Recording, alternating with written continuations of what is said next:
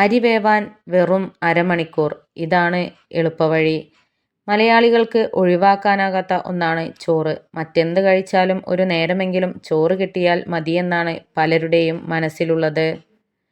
ഉണ്ടാക്കാൻ വളരെ എളുപ്പമാണെങ്കിലും പലപ്പോഴും ചോറ് അമിതമായി വേവുന്നതും ചിലപ്പോൾ വേവ് കുറയുന്നതുമൊക്കെ സ്ഥിരം സംഭവമാണ്.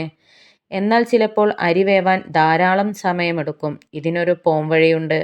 വെറും അരമണിക്കൂറിനുള്ളിൽ ഇനി ചോറാകും. അരി നന്നായി കഴുകിയതിനു ശേഷം അരമണിക്കൂർ വെള്ളത്തിൽ കുതിർത്ത് വയ്ക്കുകയാണ് ഇതിനുള്ള ഏക പ്രതിവിധി. കഴുകിയ അരി ഒരു സ്റ്റീൽ പാത്രത്തിലോ അലൂമിനിയം പാത്രത്തിലേക്കോ മാറ്റുക. സ്റ്റീൽ പാത്രത്തിലാണ് ഏറ്റവും നല്ലത്. അരി പൂർണ്ണമായും മുങ്ങി നിൽക്കുന്ന ലെവലിൽ വെള്ളം ഒഴിച്ചതിന് ശേഷം അടച്ചു വയ്ക്കുക.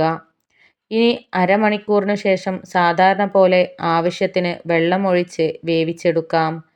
ചോറ് കൂടുതൽ വെന്തുപോയാൽ വാർക്കുമ്പോൾ പാത്രത്തിൻ്റെയും അടപ്പിൻ്റെയും ഇടയിൽ ഒരു ചെറിയ ടവൽ വെച്ചാൽ മതി. അധികമുള്ള വെള്ളം ടവൽ വലിച്ചെടുക്കും. കൂടാതെ അല്പം ഉപ്പുനീരു ചേർത്ത് അരി വാർത്താൽ ചോറിന് നല്ല ഉറപ്പ് കിട്ടും. അരിയിൽ 2 ടീസ്പൂൺ ഉപ്പ് ചേർത്ത് ചോറുണ്ടാക്കിയാൽ വെണ്മ കാണും, പൊടിയുകയുമില്ല. ബിരിയാണി പാകം ചെയ്യുന്നതിന് നെയ്യാണ് കൂടുതൽ നല്ലത്. ഫ്രൈഡ് റൈസിൻ്റെ സ്വാദ് മെച്ചപ്പെടുത്താൻ ഇഞ്ചിയും വെളുത്തുള്ളിയും അരച്ച് ചേർക്കുക.